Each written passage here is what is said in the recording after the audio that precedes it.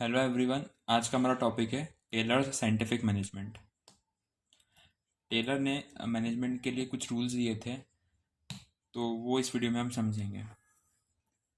In the absence of established theory of factories organization, owners or managers relied on a personal judgment in attending the problems they confronted in the course of managing their work. This is referred as a rule of thumb. क्या होता था पहले के time पे कि किसी भी organisation में या किसी फैक्ट्री के अंदर कोई थ्योरी स्टैब्लिश नहीं थी कि किस काम को किस तरीके से करना है। ठीक है, कोई साइंटिफिक प्रूफ नहीं था कि वो काम उस तरीके से करेंगे तो अच्छी तरीके से ही होगा। ठीक है, तो जो ओनर और मैनेजर थे वो अपने पर्सनल जजमेंट पे रिलाय करते थे, डिपेंड थे उनके पर्सनल जजमेंट पे। क्यों डिपेंड थे, किस चीज़ के लिए डिपेंड थे? जब भी उनके सामने कोई प्रॉब्लम आती थी ऑर्गेनाइजेशन के अंदर, तो जब भी उसको फेस करते थे, कन्फ्रंट करते थे, तो अपने पर्सनल जजमेंट के ऊपर डिपेंड थे। और उसी ने टेलर को यहाँ पे रेफर करा as a rule of thumb. All their decisions and actions were based on hit and trial method. उनके जितने भी डिसीजन और जो एक्शंस होते थे वो सारे हिट एंड ट्रायल मेथड के बेसिस पे ही होते थे। कोई साइंटिफिक बेस नहीं था उस चीज़ का कि इसको इस तरीके से ही करना है। In order to provide a systematic approach to the workers in the factory, Taylor formulated the theory of scientific management. किसी भी ऑर्गेनाइजेशन में जो वर्कर्स हैं, वहाँ के एम्प्लॉयज़ हैं, वो अच्छी तरीके से काम कर सकें, सही तरीके से काम कर सकें, इसलिए टेलर ने साइंटिफिक मैनेजमेंट की थ्योरी बनाई थी।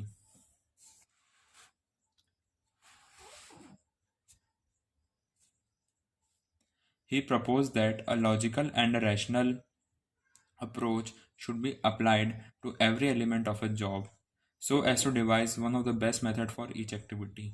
उसने ये बताया था कि किसी भी प्रॉब्लम को या कोई भी काम को लेके हमें हमेशा लॉजिकल और रैशनल अप्रोच यूज़ करना चाहिए। ठीक है, किसी भी पर्टिकुलर जॉब के लिए, ताकि हम उस पर्टिकुलर जॉब के लिए बेस्ट तरीका ढूंढ सकें या उस जॉब को या उस काम को बेस्ट तरीके से कर सकें।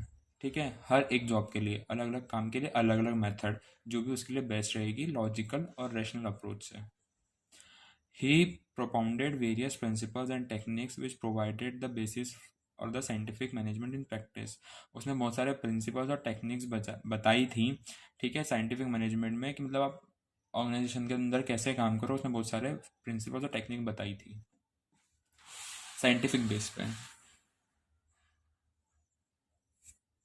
Scientific management means knowing exactly what you want men to do and seeing that they do it in the best and cheapest way.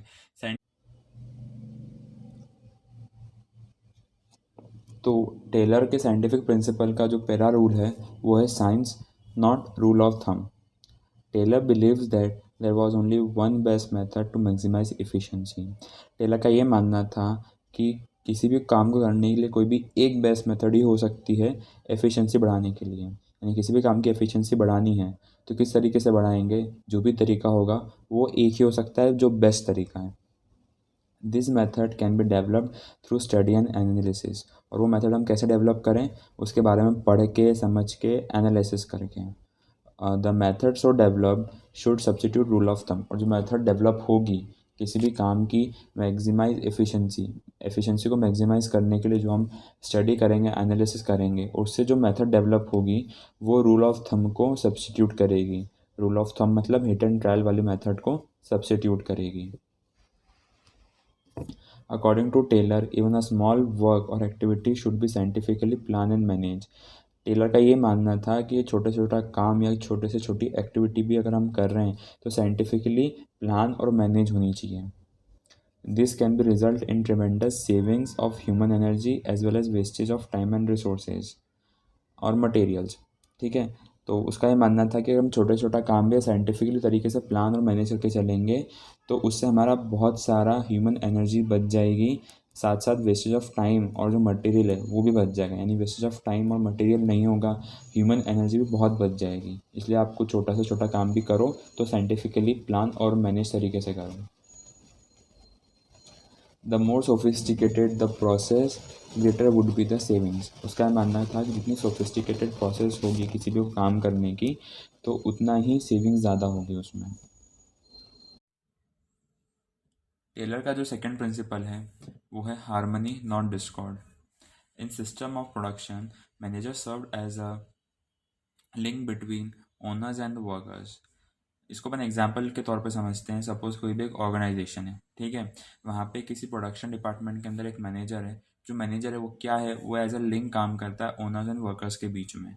Since manager had the mandate to get work done from the workers. Manager को क्या करना है, जो workers हैं उनसे काम करवाना ही है, जो उसके ओनर ने बोला है, यानी जो कंपनी के सीईओ या टॉप लेवल मैनेजमेंट ने बोला है, वो उस मैनेजर को लोगों से, वर्कर से काम करवाना ही है। तो there is always an existence of conflict.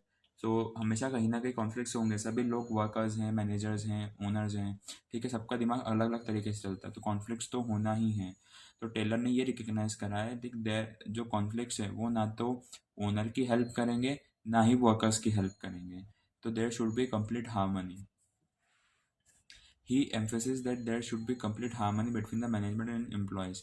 Management और एम्प्लॉयज़ के बीच में पूरी तरह से हार्मनी होनी चाहिए, पीस होनी चाहिए, शांति होनी चाहिए, झगड़ा नहीं होना चाहिए किसी भी लेवल के मैनेजमेंट के अंदर। Both should realise that each one is important and for this Taylor force mental revolution. ठीक है, दोनों को ये रियलाइज़ होना चाहिए कि दोनों मैनेजर्स जो हैं, एम्प्लॉयज़ हैं, दोनों को एक दूसरे की ज़रूरत है और दोनों इम्पॉर्टेंट है कंपनी के लिए। ठीक है, तो इसलिए जो टेलर है वो मेंटल रिवॉल्यूशन लेके आया था। ठीक है, अगर हम एग्जांपल से समझें,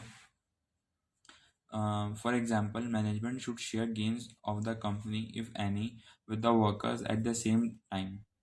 Workers, on the other hand, workers should work hard and willing to accept the change for the good of the company. Mental revolution वो कैसे लेके आया था, उसने एग्जाम्पल के थ्रू समझाया है कि सपोज मैनेजमेंट को अगर बहुत फ़ायदा होता है, प्रॉफिट होता है, गेन होता है, ठीक है, तो कंपनी को मैनेजर वर्कर्स के साथ और अपने मैनेजर्स के साथ वो जो गेन है वो शेयर करना चाहिए। ठीक है, ऑन द अदर हैंड जो वर्कर्स हैं उसको भी अच्छे से काम करना चाहिए, विलिंगनेस से काम करना चाहिए, ताकि कंपनी का अच्छा हो, कंपनी के लिए वो अच्छा काम कर सके। कुछ चेंजेस आ भी रहे हैं या कुछ एडजस्टमेंट करना पड़ रहा है तो वर्कर्स वो एडजस्टमेंट करें। ठीक है, तो ये दोनों तरफ से काम होना चाहिए, तो इस वजह से हार्मनी मेंटेन होगी किसी भी कंपनी या ऑर्गेनाइजेशन के अंदर। टेलर का थर्ड रूल था, या थर्ड जो साइंटिफिक प्रिंसिपल था, वो था cooperation not individualism. This principle is an extension of principle of harmony not Discord. ये जो प्रिंसिपल है कोऑपरेशन नॉट इंडिविजुअलिज्म, ये इसके पहला वाला जो प्रिंसिपल था हार्मनी नॉट डिस्कॉर्ड, ठीक है, उसी का एक्सटेंशन है, उसी को आगे बढ़ाया हुआ है इसमें।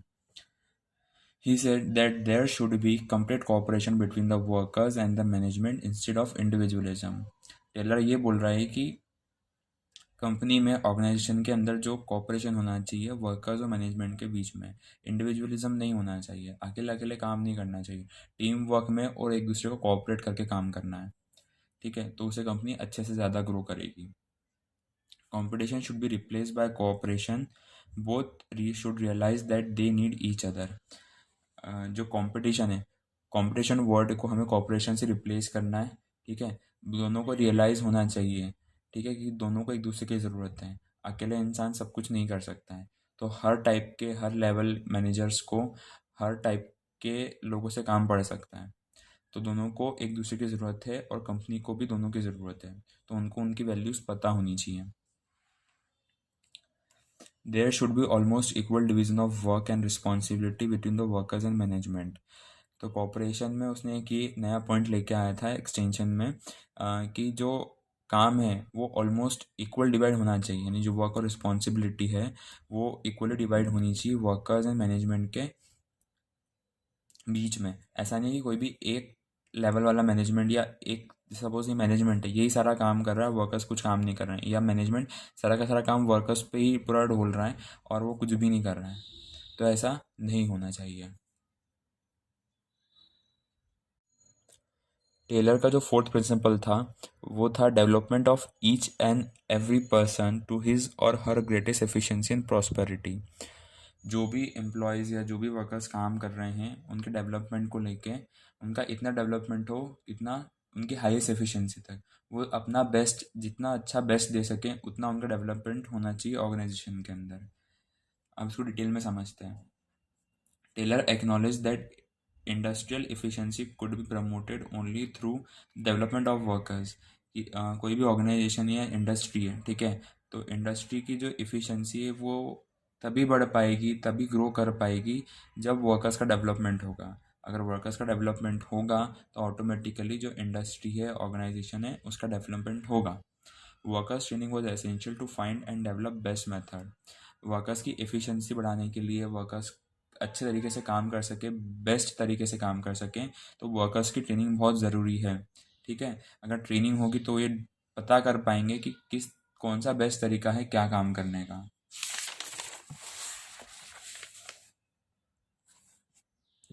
He was of the view that the concern for scientific approach and efficiency should be incorporated right from the process of employees selection. उसका ये मानना था कि जो साइंटिफिक अप्रोच है, ठीक है, ये साइंटिफिक अप्रोच अपनी इसलिए कर रहे हैं ताकि इफ़िशिएंसी बढ़ा सकें।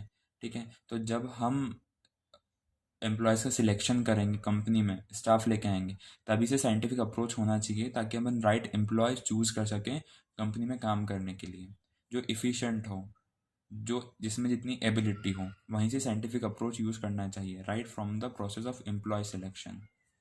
Each person should be scientifically selected and work assigned should suit his or physical, mental, intellectual capability.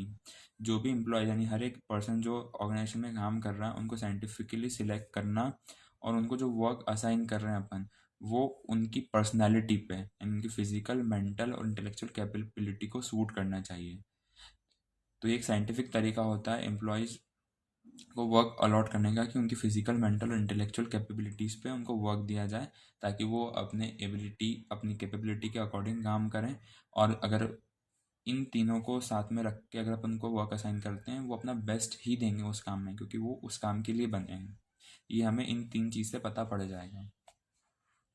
He felt that efficient employees will produce more and earn more. उसका यह मानना था कि अगर जो एम्प्लॉयज़ एफिशिएंट होते हैं वो काम करेंगे तो प्रोड्यूस भी ज़्यादा करेंगे, और प्रोड्यूस ज़्यादा होगा तो अर्न भी ज़्यादा हो करेंगे।